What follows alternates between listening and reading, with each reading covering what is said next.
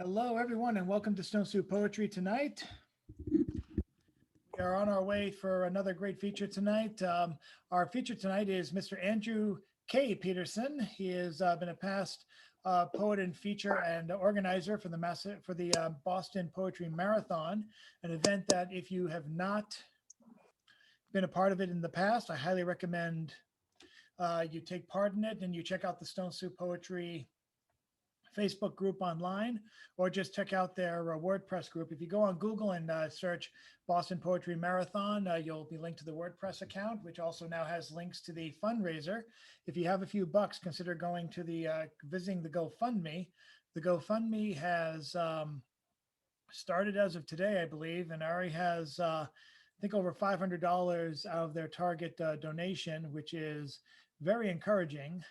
I'm trying to bring it up now, but I will say that if you do donate to this, you'll not only be benefiting the fundraiser and the ability for this event to happen, you'll also be funding such organizations as the Urban League of Eastern Massachusetts, the Sisters Fire in Rhode Island, and the Boston Chinatown Neighborhood Center. These are three other charity groups that Bridget, Eileen, and I would assume Suzanne Mercury is also have agreed to benefit whatever money we get. And we had a very successful fundraiser last year, and hopefully this one will be just as successful. I'm linking to the GoFundMe page now, and as of today of 7:18 p.m., it's now at $955 of the projected $2,200 goal, which is a fantastic effort on everyone's part. So thanks to everyone who's donated so far. This is very exciting to see, and most of the donations have happened in the last 7 hours. So who knows what will happen on day two? Maybe we'll overreach that expectations. That's always amazing. We are in the midst of starting the open mic. There is an open mic, and just for the record, we do record this on not just on Facebook as part of a live feed, which people are getting into now, but also we take part of it by recording now, and it's loaded up later into YouTube. So you'll be able to see it. We have two options. And I'm just checking the Facebook participants page now to make sure that we're all set there. Yes. So we are live, and will be recorded and put on YouTube and Prosperity. So, and hopefully we'll be joined by more people. I'm getting a couple of RSVPs and a couple of people declining because they have other things happening, but we are getting more people coming in. So this is fantastic. And it's a lot of people coming in just to listen. So that's great. So you guys are in for a treat. You know who you're here to see. I'm muting particular people because TVs and background noise have a amazing way of getting onto the call, even if you think the TV's on low, even though you can probably barely hear me on my crappy mic. So without any further ado, we're going to get to said open mic, and we're going to start with someone who has been part of the online experience of Stone Soup. Stone Soup started this in April, May of 2020.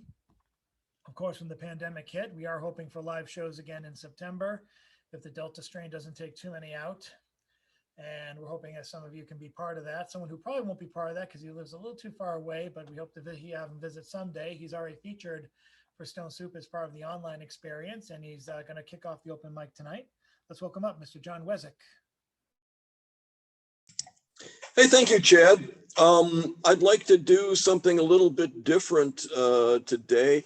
As you can see, I'm wearing my Improv Boston t-shirt. Nice. And one of the classes I took there was a sketch comedy class. And so what I'd like to do is actually, maybe we could perform one of the sketches that I wrote. But to do that, I will need 2 or 3 volunteers and the ability to share the screen. So volunteers, let's raise some hands here. Anybody? John, north of Boston, you look pretty good. What are we volunteering for? You're just volunteering to read a script that I'll show on the screen. Who else? Well, Andrew? I'm not sure I can do that because I'm working off a phone. Sometimes that works, sometimes it doesn't. Okay, all right. How about anybody else? Anybody? Anybody at all? Andrew, can you help me out? Ain't gonna happen, Ethan? Ethan, come on. I don't think I have the tech for it. I'm on the phone as well. Really? Okay. Anybody? Well, put up the text on the sharing and let me see if I can see it. Okay, let's see if we can do it. Let's hold on a second here. Let's share the screen and see what happens. Can anybody see it? Yeah, I can read that. Okay, Chad, you're one. Who else? John, can you? Just barely. I'd have to really struggle with it. What about you, Ethan? It's really tiny as well for me. Crap. Yeah. Okay. Is there anyone who would like to volunteer? I can be both people, but I'd prefer not to be. And if we can possibly make this more fun. Unfortunately, too many people are joining by phones tonight. Yeah, I tell you what, I'll read like two parts and maybe Chad can read one. How about Chad? You can be Ryan Newcomer, the novice FBI agent. Okay. I'll be Platypus Jack Wellington, the Australian weapons scientist, and also Claude Marseille, the French weapons scientist. And the stuff in parentheses or stage directions, I'll just read those too. Does that work? Let's go for it. Let's go for it. Okay. So Ryan sits in front of a device and speaks to Platypus Jack over his smartphone. You mean it's an atomic bomb? Right. Sounds like a 1 megaton nuke, probably of North Korean origin. Hell of a first day at the FBI. My God, I wish I were back at the accounting firm. No worries, mate. I've diffused hundreds of these devices from Cape Town to Yongbyon. I'll walk you through it. Can you send me a picture? Click. Here you go. Didn't come through. Radiation probably fried your camera. Radiation? Gamma rays turning your knackers into charcoal briquettes is the least of your worries, mate. If this beats go off, it'll blow a hole 10 miles wide in San Francisco. I'm talking 500,000 dead as mutton, their skin broiled like Chuck on the Barbie, and internal organs turned to soup from the blast, not to mention contaminating the Western United States with radiation for centuries. Before we start the hard yakka, you might want to hit the dunny or get yourself a bit of tucker. I find a tall black and some dimmy really settles the nerves. Once we begin, you'll have only 6 minutes to disarm the fuse before the bomb detonates. Let's get this over with. Just sussing out the design on my lappy. Ace, set your torque wrench to 15 Newton meters and remove the bolts attaching the faceplate to the frame. Torque wrench? I only have a Swiss Army knife. That'll defo do. Shame to strip the bolts though. Okay, 6 minutes until it blows. I'm counting on you. Good on you. Now the next thing you're gonna do is disable the Varactor attached to the Wien bridge. You'll find it behind the worm gear by the mule block. Mule block? What's a mule block? You can't miss it. It's about the size of a stubby holder. It looks a little like a bandicoot's bum. Bandicoot? Is that like a bird that plays electric guitar? A bell tones. What was that? Don't pack your dacks, mate. Just a reminder to take my ankle biter to Macca's after kindy. A bandicoot's bum looks a little like a planetary gears on a synchromesh transmission. You do work on cars, don't you? No, I'm a goddamn accountant. So knock it off with the hot dog bridges, Jupiter levels, and koala rectums. Just tell me how to disarm this bomb. Sounds start coming from the device. Something's opening. It's the arming sequence. Things are crook and tallaruk, but you still got a fair go. If your kangaroos are loose in the top paddock as far as cars go, picture a Zener diode attached to a flyback supply. This is your last warning. If you don't start speaking English, I will crawl on hands and knees from the radioactive ruins, hunt you down, and ram whatever's left on the donkey block down your throat. No worries, mate. She'll be apples. I've got a colleague who can help you right here. However, could show a little more cultural sensitivity if you don't mind me saying so. Cultural sensitivity doesn't enter into it. I'm sitting on top of a bomb. All I'm saying is that there's always time for respect. No, there isn't. It's going to explode in 30 seconds. Now put the other guy on the phone. Bonjour, monsieur. Quel est le problème? Je suis prêt à t'aider. Thank you very much, Chad. Thanks, everybody. Oh my. Sorry for chanting a little bit of Morty, but it felt like the way to go. Up next, someone who's no stranger to oration, as long as it's not in his phone, is our orator extraordinaire. Let's welcome up Mr. John Sturm. Hello. Hello. How about a little from Mr. Rogers' Neighborhood? That's a departure from Shakespeare of last week, but go ahead. It's a beautiful day in this neighborhood. A beautiful day for a neighbor. Would you be mine? Could you be mine? It's a neighborly day in this beauty wood. A neighborly day for a beauty. Would you be mine? Could you be mine? I've always wanted to have a neighbor just like you. I've always wanted to live in a neighborhood with you. So let's make the most of this beautiful day. Since we're together, we might as well say, would you be mine? Could you be mine? Won't you be my neighbor? Won't you please? Won't you please? Please, won't you be my neighbor? And then another Mr. Rogers. It's you I like. It's not the things you wear. It's not the way you do your hair, but it's you I like. The way you are right now, the way down deep inside you, not the things that hide you. Not your toys, they're just beside you, but it's you I like. Your every part of you, your skin, your eyes, your feelings, whether old or new. I hope that you'll remember, even when you're feeling blue, that it's you I like. It's you yourself. It's you I like. And then, what do you do with the mad that you feel when you feel so mad you could bite? When the whole wide world seems oh so wrong and nothing you do seems very right? What do you do? Do you punch a bag? Do you pound some clay or some dough? Do you round up friends for a game of tag and see how fast you go? It's great to be able to stop when you've planned a thing that's wrong and be able to do something else instead and think this song. I can stop when I want to, can stop when I wish, can stop anytime. And what a good feeling to feel like this and know that the feeling is really mine. Know that there's something deep inside that helps us become what we can. For a girl can someday be a lady and a boy can someday be a man. And then I can put on a hat or put on a coat or wear a pair of glasses or sail in a boat. I can change all my names and find a place to hide. I can do almost anything, but I'm still myself inside. I can go far away or dream anything or wear a scary costume or act like a king. I can change all my names and find a place to hide. I can do almost anything, but I'm still myself. I'm still myself. I'm still myself inside. And then there are many ways to say I love you.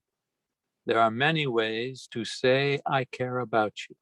Many ways, many ways, many ways to say I love you. There's the cooking way to say I love you. There's the cooking something someone really likes to eat. The cooking way, the cooking way, the cooking way to say I love you. There's the eating way to say I love you. There's the eating something someone made especially for you. The eating way, the eating way, the eating way to say I love you. There's the poet's way to say I love you. There's the writing something people really love to read. The poet's way, the poet's way, the poet's way to say I love you. There are many ways to say I love you just by being there when things are sad and scary.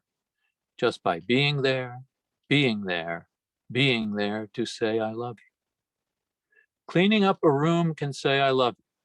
Hanging up a coat before you're asked to do it. Drawing special pictures for the holidays and making plays. You'll find many ways to say I love you. You'll find many ways to understand what love is. Many ways, many ways, many ways to say I love you.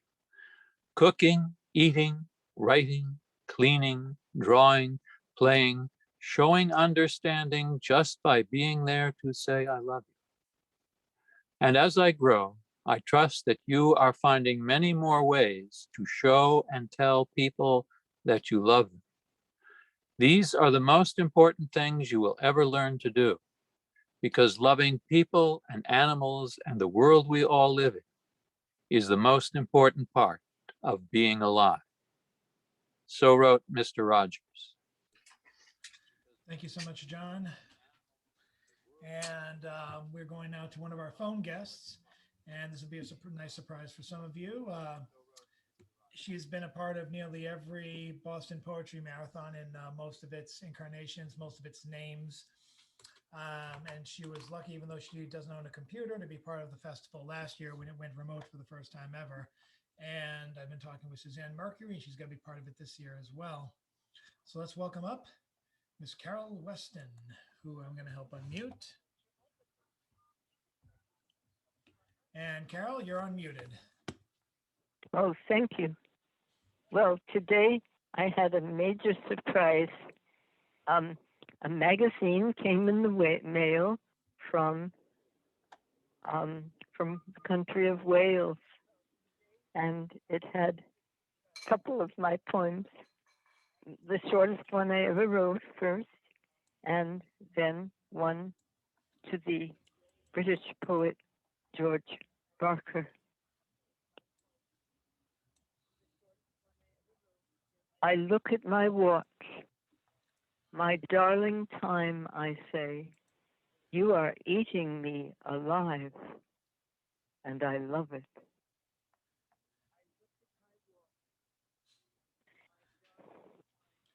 The voice that smashes glass, to the British poet George Barker. My master walks ahead of me, I see into his soul. My master knocks my building down, I have no place to hide. All human speech inhabits him, all poetry and myth. He is the monster of my mind. He is the fire of humankind. He is the voice that smashes glass. He is the ass that turns the world. Thank you. Thank you very Thank much, you, Carol. Carol. Thank you, Carol.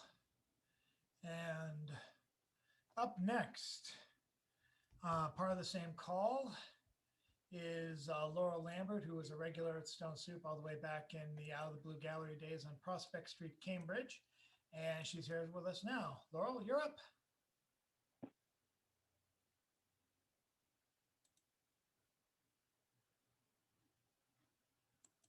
Laurel? I don't see her on the participants. She's part of Carol's call, actually, but I don't know where she is. Okay, I will hold off on that, and we'll bring you back to, I know who we'll have next. I'm going to, hopefully he's there to unmute himself. Let's welcome up Mr. Chris Fitzgerald. So you can hear me? Yes, we can. All right, just one paragraph introduction says it's 2 poems, so only give me one. But I like the introduction. Tonight's 2 poems fall under the heading, Girls' Body Parts and the Lies Boys Tell, to get the girl to remove articles of clothing so the boy has a better view of that aforementioned body part. You're probably able to deduce from the title, I Too, Brothers and Sisters, Was a Sinner. Poetry's been a great comfort in allowing me to see what was going on, what was coming off. The first poem was concerned with the sense of sight. The second was an early exploration into the sense of touch. These are both works of art. That means you can't use a newspaper narrative to understand them. You must enter the world they create. I don't think I can come up with a better description of what art is and isn't. Both poems laugh at the newspaper narrative world. It isn't real news or fake news. It's cliche, no news. This is called What Did It Feel Like, Danny? I use a word in this piece that isn't a polite conversation word. Tit. It isn't a tit of Playboy magazine offering Tanya Harding $400,000 to show its readers and lookers. It isn't the tit of the combat zone's tits and ass reputes, or the extreme wing of feminist thought with women being considered primarily as a possessor of certain appendages and an orifice or two. It's the tit of an 11, 12-year-old Irish-American boy when just the sound of the word was capable of producing a smile. Tit was the first so-called dirty word that a young boy could find in the dictionary, although its definition referred to the nipple on the udder of a cow. My friends and I agreed on a field trip to the South Boston Public Library in the 6th grade that they couldn't really say what it really was, or else all hell would break out first thing in the morning. It being in a dictionary was like hush money to shut us up. They would admit there was such a word, but wouldn't say what it really was. What did it feel like, Danny? What did it feel like? I was in the 7th grade. She was in the, no, I was in the 8th. She was in the 7th. The 9th, I distinctly remember I was a grade ahead of her. It was summer, August, getting dangerously close to back to school. Those long summers. I swear Haley's Comet was by 3 times that year. The place, the beach, K Street Beach, a bit scruffy, but rich enough to impose a lifelong debt on my imagination. 3 city blocks from where I hung my hat. The days were spent diving off a wooden fence that reached welcomely into the harbor, an activity that was frowned upon by local authorities. It MDC lifeguards. The nights, well, on Friday and Saturday nights, the group I hung around with 4 or 5 boys, 12, 13, went to school, lived in the same neighborhood, 4 or 5 girls, same as above. We would engage in games, the result being boys kissing girls, girls kissing boys. The game that marked the step forward, I guess, was a game called Truth, Dare, Consequences, Promise or Repeat. In short, a player would be given 2 options from the category he or she had chosen. One of the options would be so ludicrous and ridiculous, there was only one choice. And of course, the boys knew who the boys liked. The girls knew who the girls liked. The game was basically fixed, but both sides were decent cheats. I had mentioned to a friend that I wouldn't mind taking a walk in the sand, rather grand, what you know. The fix was on. Her turn. Truth, dare, consequences, promise or repeat, dare. I dare you to take off all your clothes, climb up to the roof of the bathhouse, stand up proud and shout out at the top of your lungs to Chairman Mao and his entire entourage of Chinese Communist Empire cohorts. I don't care if you're red. Let's just jump in bed. At the time, we were using Rand McNally's World Atlas as our authoritative source. For this situation, estimated 1970 census was for Red China was 700 million. It was a few years and a few fistfights before the group finally switched to the Encyclopedia Britannica. She then said, what's my other option? Well, you can go make out with Danny here. A couple of my friends instantly break out into a soft refrain of God bless America. She looked at me. Now, I don't know what articles of clothing I had on that night, but from friends later on, I do know I was wearing my best free world grin. Looking back on that group in a pinch, extremely patriotic. Then she shows me. Through the night, from the light, from the above, we lay down in the sand about 50 yards from the group. We start making out American style, quickly to the French. We ease up a bitch ice so ever nonchalantly sneak my right hand onto a fully clothed left breast. I never moved that hand, not once. All I did was kiss her and pretend my hand wasn't where it was. All she did was kiss me and pretend I was one-armed. We finally got up and went back to the game. After that night, that woman seemed to disappear totally from my memory bank and image bank until 20 years later. I'm walking a mile or so from that earlier scenario, And she's walking down the front stairs of a triple decker, 3 kids in tow, 4, 6, 8, I'd say. She sees me, turns quickly to the right and blushes. I responded to her, turned quickly to the left and probably blushed, but you can't tell from the reflection in the car window, but it felt like a blush. I guess the first time I got tit was the first time she gave up tit. My home, sweet home. Why didn't I move my hand? I had to read Sir Edmund Hillary's book on his being the first to reach the summit of Mount Everest. 3 times I had to read it. High Adventure is its title. Sir Edmund, when he got to the top, wasn't doing handstands, somersaults, cartwheels, just like me. He was just happy to be there. Waking up the morning after reaching the beach, one of those days when it seems like Mr. Sun himself with his big yellow hands clapping, extolling, good show, Danny, good show. My pleasure, Mr. Sun, just happy to be alive. Out in the street to meet the world, 2 friends across the street, non-participants in last night's game. What'd you do last night? What'd you do? Well, I got tit. Well, it felt like a tit. Thank you. Thank you, Chris. The college course some of us took, Human Anatomy by the Braille System. Oh, geez. Okay, enough of that. Let's go. Oh, looks like we got one more person coming on. This is great. The audience builds. And Jan Rowe, are you able to read now, or are we still having mute problems?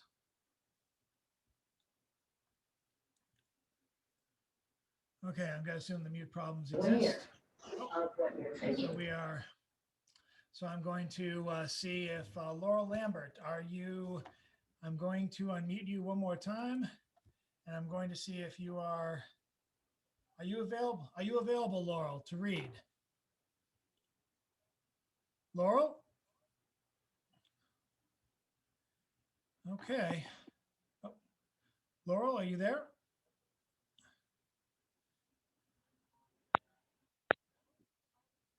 Okay. So looks like she's not there for whatever reason. And it looks like neither Jan nor James can read tonight, but I believe they are listening in. So we're going to end off with Mr. Ethan Mackler before we get to the feature. Ethan, are you ready? This is our musical accompaniment tonight, our musical interlude before the party starts. So let's welcome up a person who's been playing with us almost since the beginning of the online period and definitely played for us for years.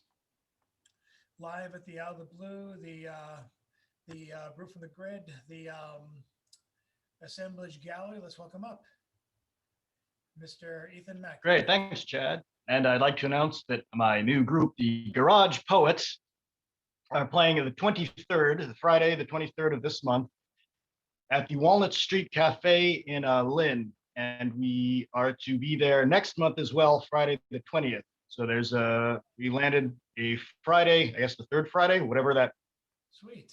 Friday of the month is. So hopefully that shall be going on for quite some time. All right.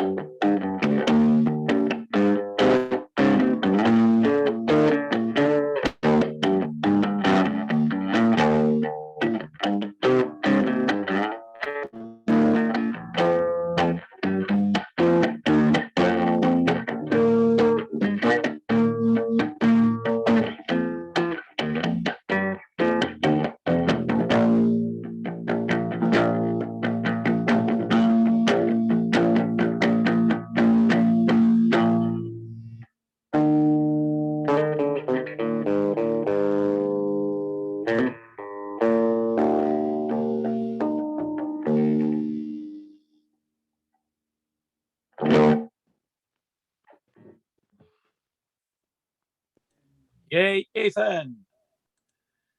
Thank you so much, Ethan.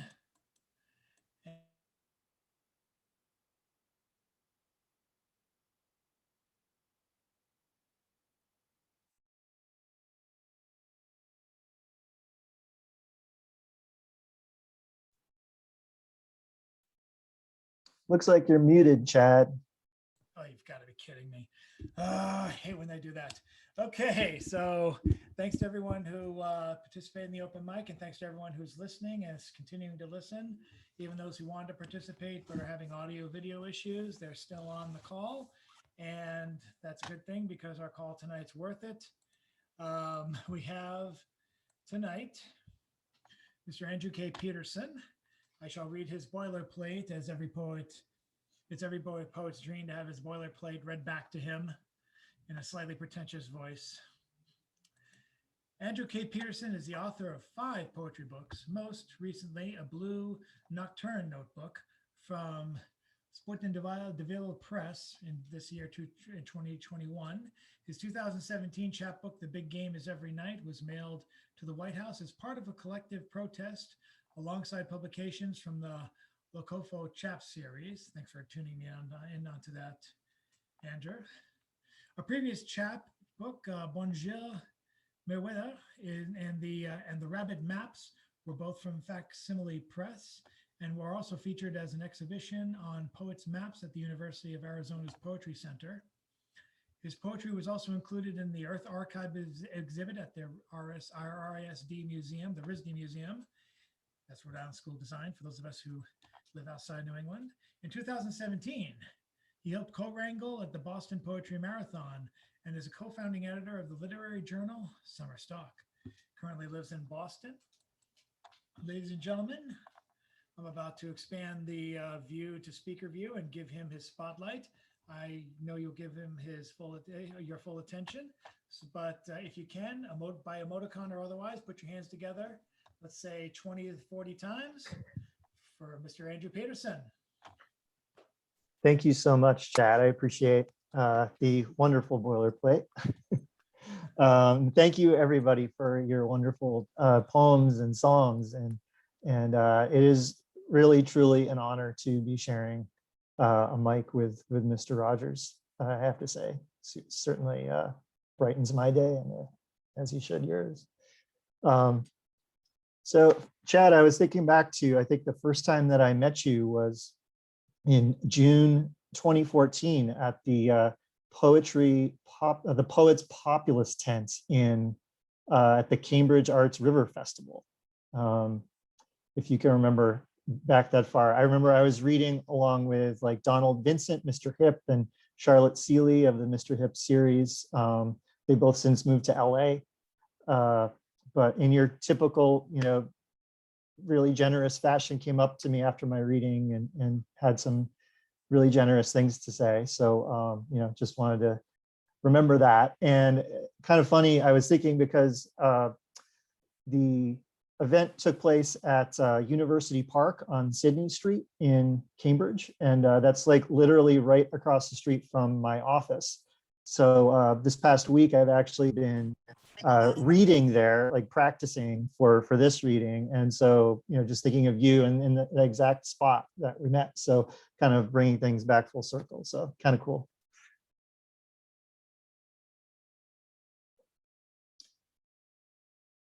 Good to have you with us today. Thank you, man. And again, thank you for everything that you do for this series. It's really amazing to see like such a loyal following and keeping this space. We have a saying at Naropa where I got my MFA, keep the world safe for poetry and prose. And I think it's like a little tongue in cheek, but it's also like there's a lot of truth in that. And I think, longstanding reading series like this that have such wonderful longstanding support, are like these really important little pockets of like, Hakeem Bey uses the phrase, the temporary autonomous zones that like to keep, poetry and inspiration safe and together. So, sincerely thank you for doing what you do here and everything that you've done for the marathon as well. Well, thank you for your kind words. The first of many, I'm sure, tonight. Thanks.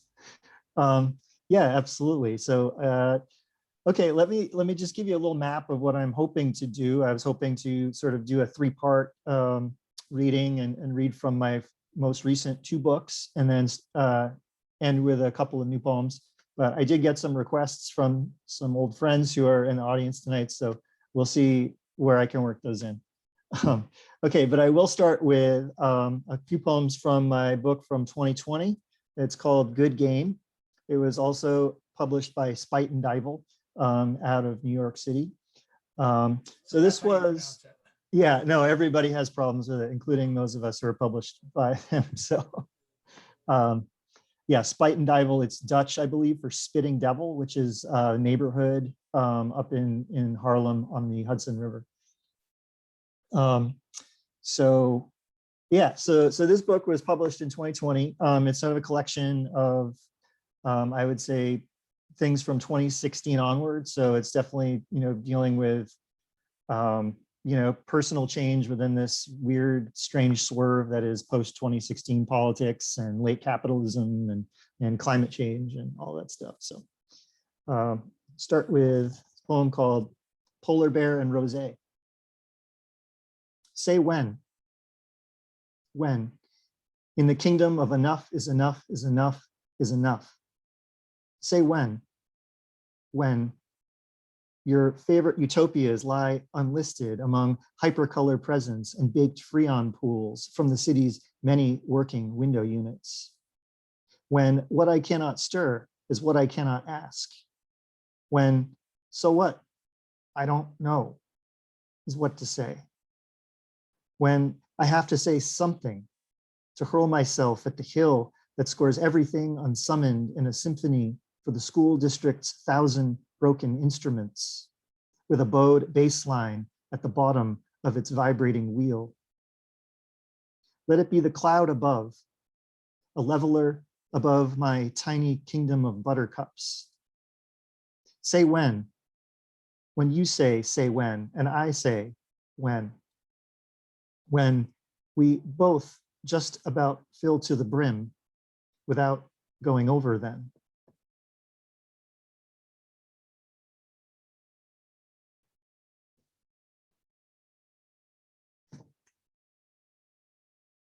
This one is in memory of singer-songwriter Jason Molina, and the title is borrowed from one of his song titles. The big game is every night. Being young enough to know enough, and maybe not keep reburning the Civil War. Should I give up on giving into disbelief? Maybe stop letting chains binge on charms of my lover's mouth in a pink, pink, pink punk swoon. Love adjusts its difficulties, readjusts power, as you can make a mirror warm and fall back into love of one more thing as vulnerable clarity. Through their going, some return to you. The impact of needed through alms that steady the blush and skim the lake for good vibrations. Small and unhidden, slow going, but it is going. It's a big game, and the big game is every night. A mountainous rose, swells of diamond surfers, dubbed sparks on the moon's hood, a wolf at the brim of her kind.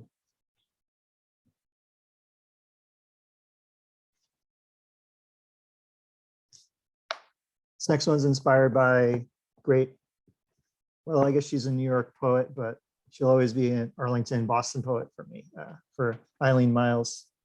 Poem for Nasty Women. Reading Eileen, but without their confidence. Angst is a cave, dank and plain, drawn in rest on the flight out to Egypt, no, Nantasket Beach. In a Mercury from Minerva to a Gloros, bake me out of this stone. I sleep in your spirit, blued shadow mouth with 3 white tulips, lightning bolts against an iceberg. The guarding, protecting and protected by beauty all day looks stoned. Simplicity defies resolution. How's at any moment I'm repping denim, flannel, leather, rubber, fleece, alpaca, yak's wool, copper, orangutan, collared sweatshirt, t-shirt that says, step out of your comforts of illusion into samsaric armfuls? Less than and far from these removals, as I hoped I wouldn't be, losing you, Eileen, losing this fantasy game to the driver whipping around an MFA drop-off circle, avoiding waddlers gaggling the fens, expressing this blinding lack of reciprocity as stadies, ranging that hydrant blocker. Reading Eileen without the confidence makes curl and sway, a deer and arrow light, foam cups and aching clouds, so the flag snaps backwards to the tune of my illusions, this time leading with stars.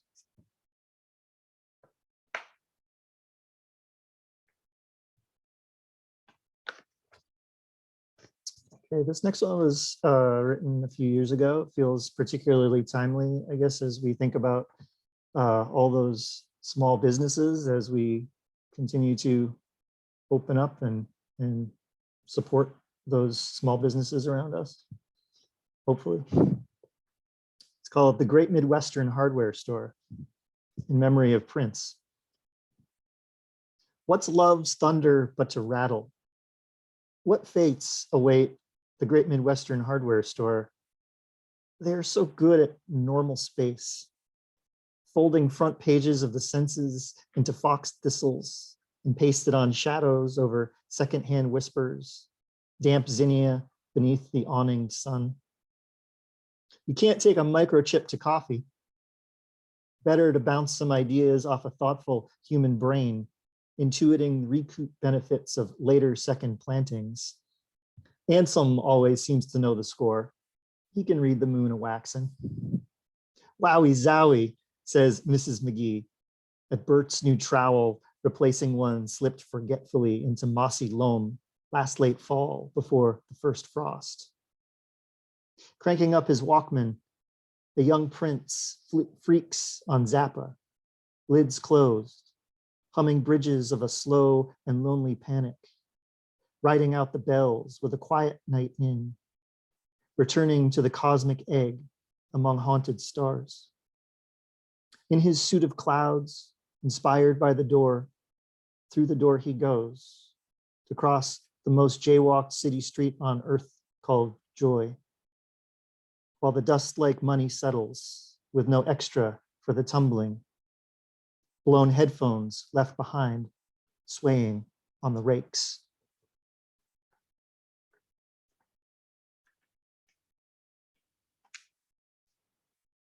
And I'll read one last one from this collection.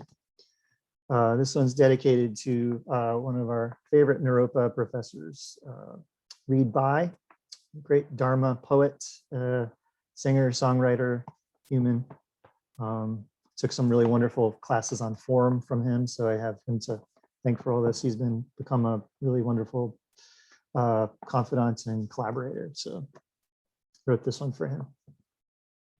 Dear Reed Bai, during prolonged creative dormancies, I reassembles as the unwatered, wilting houseplant, thirsty stems pressed to winter glass, cool to the feather, sharing room with an empty pot of once boiled water forgotten, gas flame still burrowing below, runty air kicks back a click of tin fizzle, no hand near. The dry knowledge of soil slips back to second in line for a need. Should there be attendance? There should be attendance. As patients in becoming stress the sampling ways. Indestructible molecules fire gently as tomb glow flicker against alien mummy wraps, touching down its trample. A kind of tingle in the ankle. Transfer, walking as its root, a booster if there will be. So I share that with my fellow Jared Hayes over here, and he was like, you got to send that to read. So I did, and then the three of us started a collaboration that should be coming out later this year. We wrote over the year of 2019 by email, and we've got a collaborative chapbook called Three-Way Street, which I think will be out hopefully later this year from Turn Soul Editions out in Kansas City. Okay. Thank you, Hazy. All right, so by request, I'm going to jump back and read a couple older ones from this book from 2013 called Some Deer Left the Yard Moving Day. And this was from Blades Fox out of Buffalo. Along those lines of Deer Read By, this was one, maybe the precursor for that one. Another Naropa poet and professor of ours dedicated to this one.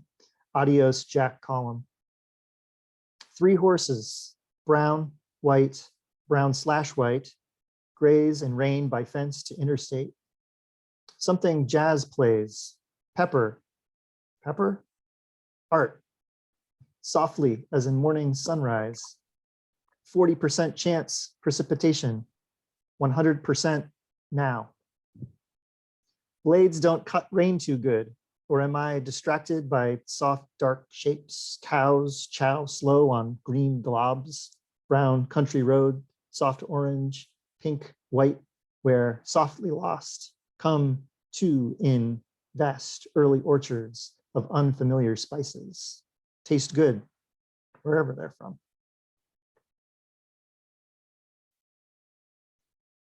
Here's another one for Jared. So Jared wrote this book called Recollected, which is where he read through the collected works of Ted Berrigan and wrote these wonderful mesostics that you could then create your own poems from the lines that he stole. So these are some lines that I stole from Jared, who stole from Ted Berrigan. And it starts with a quote from Joanne Kiger. Boy, do I burn a lot. And that's about all I do. We saw that beautiful creature, and you can't handle yourself, love, feeling that front door orchid, breathing, and everything is clear from here at the center in the garden of my memory. Old prophets help me to believe we must not be afraid.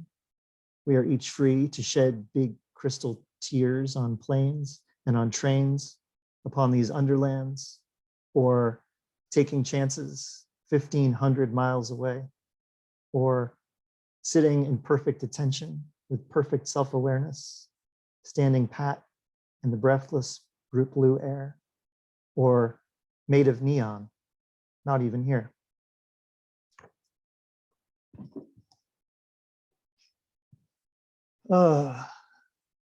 No idea how much time I have left. Apologies. Keep going, you got time. Thank you, friend.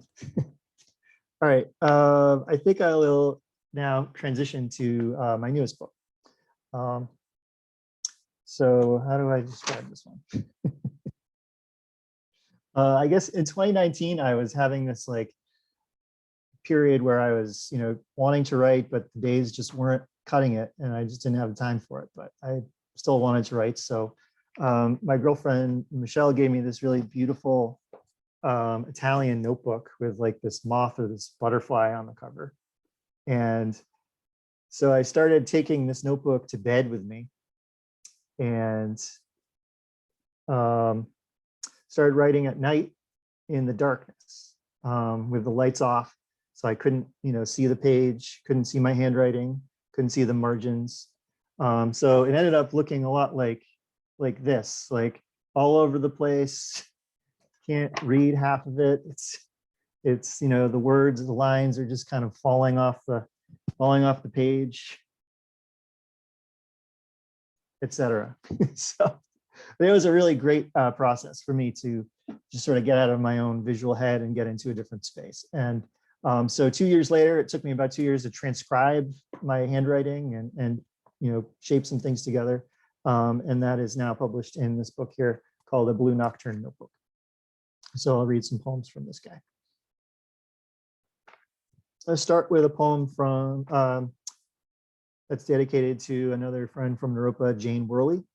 And the title is taken from a line by Bernadette Mayer.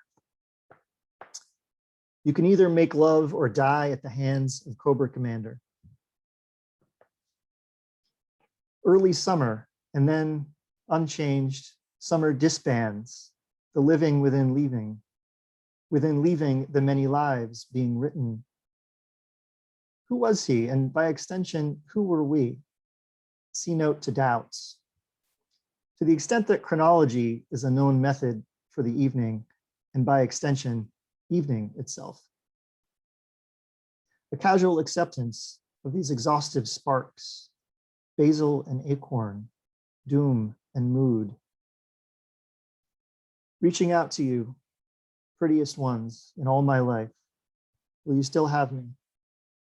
After indulgence and fear, raw nerve shattering, recovery's tedious grief bore, dome-studded, delimited by planes, and now off pills, whoever I think I am, and whenever I thought I once was, and who you was, is, dissolves in a meaningless pressed seam on the but brief leaf of a thin city species, wobbling homeward.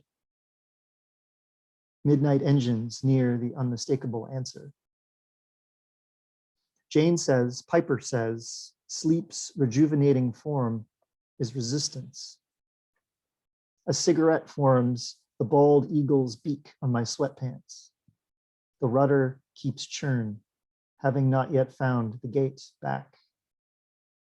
To complement beauty is a kind of echo chamber. Dawn's flat-lit vine wraps the threshold. A wick crackles under all this charcoal blue.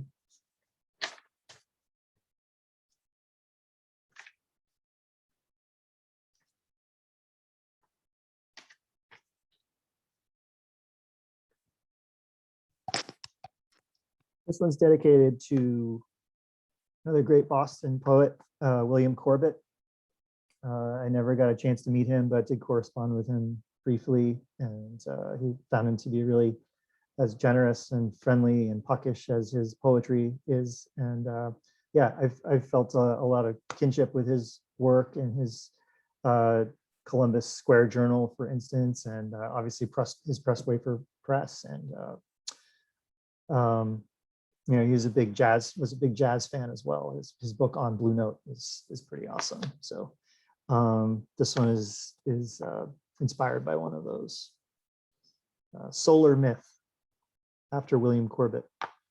Dear Bill, I should be more hungover from all nights left of the dials. Nightcap, sun, Tory, whiskey with peached pear. Call it my pampered muse. Call it Solar Myth. Joe Henderson, relaxing at Camarillo, undressing the crimson flake, y todavía la quiero. The spinning Ra orbits, bright yellow morning. Samples keys keep funky thumb witchcraft time with hot ice cream grapefruit for the heat wave nausea, while petals droop the back stairs to catch a pecan flu. McDonald and Giles, aloneness which can't sustain, pink sky, orange mountains, abandoned moons, wishbone wing reflections tongued in drowned magenta. Archie Shep, blase angel, sophisticated, smoky obligato on the downbeat. Solitude, a staple of his repertoire. The Solar Myth, spinning away through fire-eating spirits, spinning away from rainbow prisms, spinning away the caustic spectrum, spinning away songs of realms of lightning, spinning away, spinning.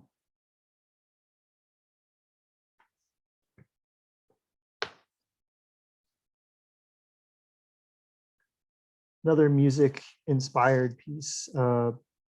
This one is dedicated to and written after the hip-hop producer, DJ, instrumentalist, musician, Jay Dilla.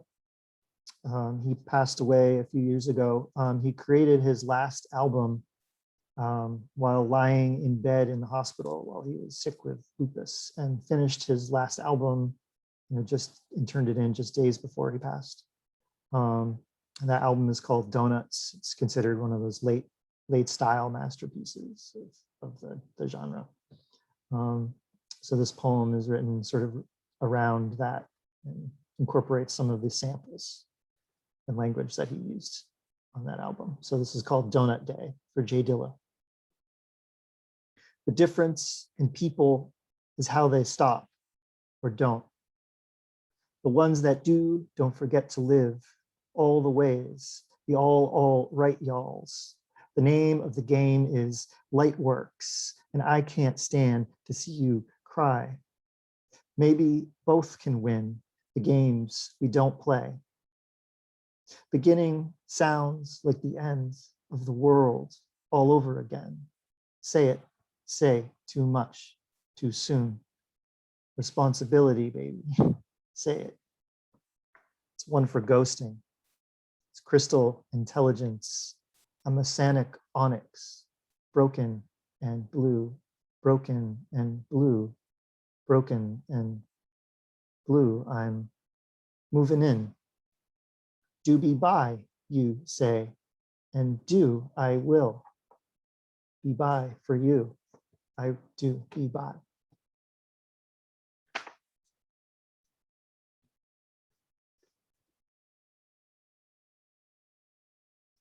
Here's another one for another musician. This one is written for and after Mac Rebennack, also known as Dr. John, the New Orleans pianist and cultural symbol of New Orleans. And this one's called Jump Sturdy. Keys and scales for the good doctor, a leather oak voice, swamp muck and boa feathered stage grease burns both ends of the twister. Mash the hollowed charts and funneled rights worked over, and a silent snake chants sparkle flincher. Ivories kindle into silk and walk the chops to jump sturdy. Reinventing charts of now, no matter the costs, wrigglets, and fickle vie the zombie. Mama Roo, her flame the guide, shores of matter's keyboard, through bayous of life on your pierogies of heartache. Voices, hisses, vices, missives, and rock-backed gree-gree as power stokes the foot coals and flowers light on unexiled from stoops of voodoo havens with your steps and steps of gilded splinters.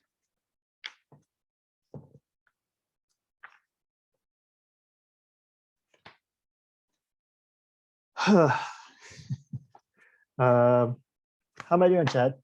How much time I have? If you want to do a few more, if you still have some requests out there, I think I you got- have time. I got a couple more. Sounds I good. appreciate that. Thank you. No problem. Thank you. All right, here's another one for you, Jared. This is from my first book, Museum of Thrown Objects, way back in 2010. So this was probably written 15 or 20 years ago. So see if I can remember what the hell I was talking about. Text of the present for Travis, number 2. You there, or me here, or you and me here, or there. You hear me? You or there? Here's me, there. Or you, or me, or here, or there. Or you here, me there. You and me, here or wherever we are, there's good.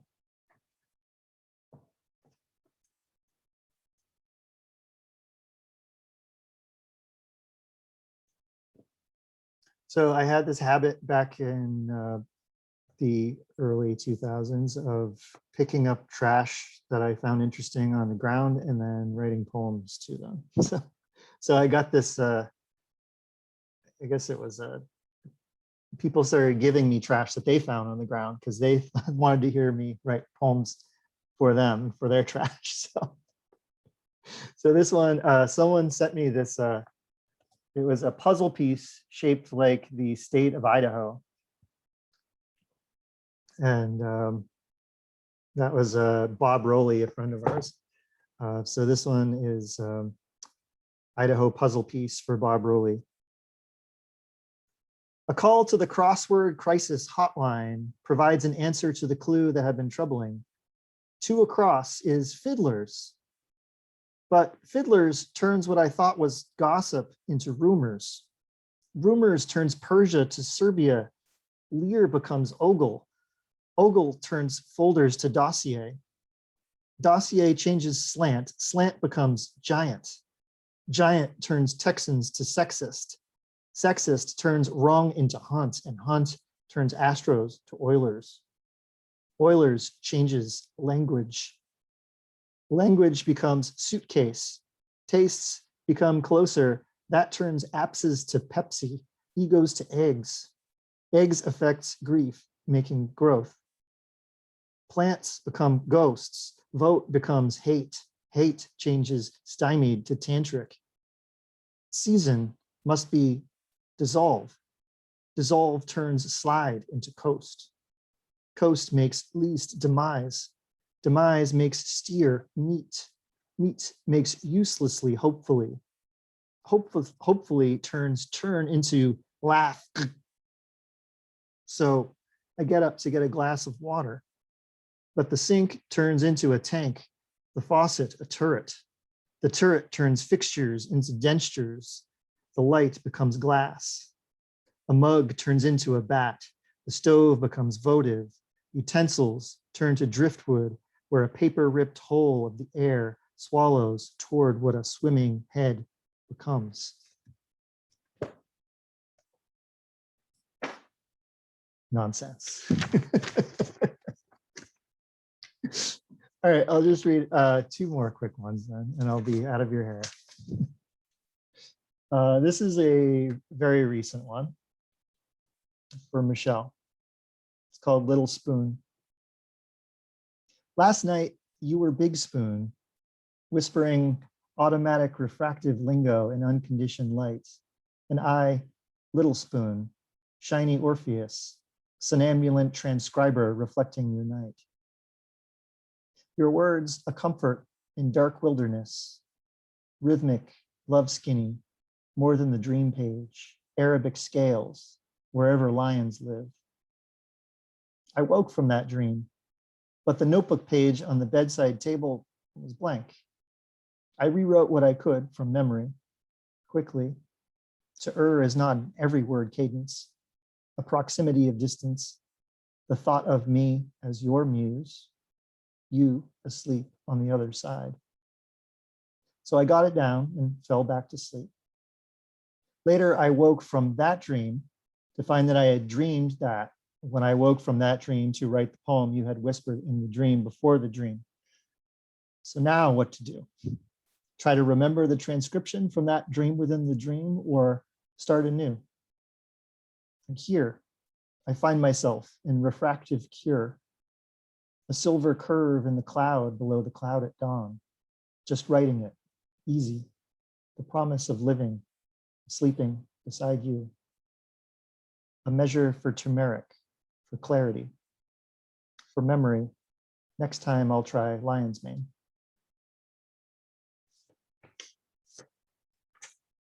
Okay, thank you again all so much for this wonderful night. I certainly really needed this and love seeing all of you and hearing your voice. I'm just going to finish with one last poem, and it's very short. And it's called People. People look wonderful together. That's it. Thank you all.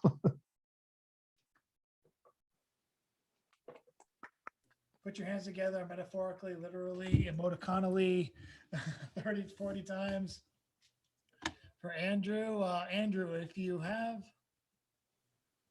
a chance now, you should probably put links to your book so people who haven't bought them already can be encouraged to do so, and I hope they do. I appreciate that. I will see what I can do right now, my friend. And also, if you have a PayPal, leave that as well so we can give donations, as some of us are able to do, or those who are able can do that. We definitely want to support the poets as best we can. It's been kind of hard since most of the money goes to maintaining a Zoom presence, but we do what we can. And in the past, Stone Soupers have given generously, so we do appreciate that. And definitely show him the love. And of course, he's brave enough to have a book out in 2021. That's for someone whose book came out in 2020. I feel for you. It's a brave act, but we got to do what we got to do. So I'm looking forward to that. And we do have the first link, the new book, the Blue Nocturne Notebook. And say the pronunciation again. Pronounce the name of the press again. Spuyten Duyvil. Spuyten Duyvil. Right now, James Van Looy, who can only listen to us, he can't participate, is tearing his hair out because he comes from a Dutch family, and he's actually taken a large amount of this pandemic time to translate a book written entirely in Dutch by I believe his grandfather or great grandfather. I can't remember which. Spuyten Duyvil. Yes, thank you. Very good. So he's probably yelling, "It's Spuyten, you idiot!" But this is exciting, and I encourage everyone to donate or grab the book if you can. This is from their actual website too, I believe. So you're not paying an Amazon. Some of us have problems doing that. Some of us have our books through Amazon, and we dance with the devil in our various ways. And this is available from Spuyten Duyvil for only $16. And it's a beautiful cover. Let's see, and with praise from Suzanne Mercury and Brandon Brown, names known to us. So definitely comes recommended, and you should definitely grab it if you guys have the chance. And with that, I think that includes, unless there's someone who wants to read one last time, there were one or two other late arrivals. And just because I know everyone has been having difficulties tonight, I just want to reach out and ask. And it looks like I'm hearing nothing from the phone crowd and nothing from anyone else. So I will conclude it for tonight, and I will say stay tuned for next week's open mic, and also stay tuned for the end of this month for the 28th, when Laura Kiesel, poet, journalist, activist, and brand new author of a new poetry collection, will be visiting our site and visiting our Zoom call, and I can't wait for that. Laura Kiesel has been a past feature around Boston and in various places as Stone Soup, Lucy Parsons Booksetter, the Summer House, which was a Somerville salon event that happened for an entire year back in 2012. She was one of the inaugural features there, and it's very exciting to have her back as she is very busy. Check out her website. I believe it was formerly called Writing for Survival. She's been published in Medium.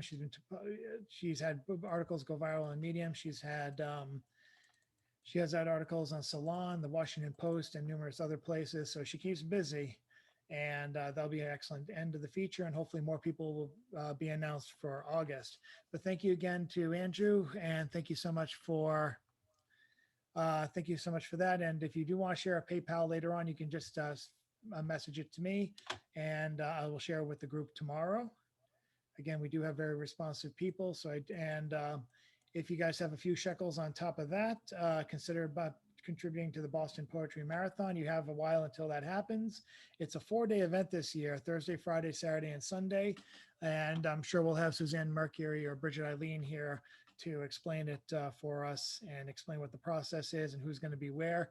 And I'll be sharing links on the Stone Soup Facebook page and my own personal website. So stay tuned, everybody. Do the obligatory wave.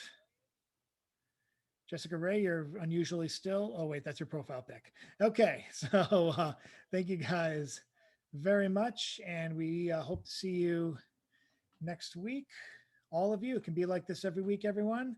All we need is you. And fare thee well. The show is over. See you next time. Thank you again, Andrew.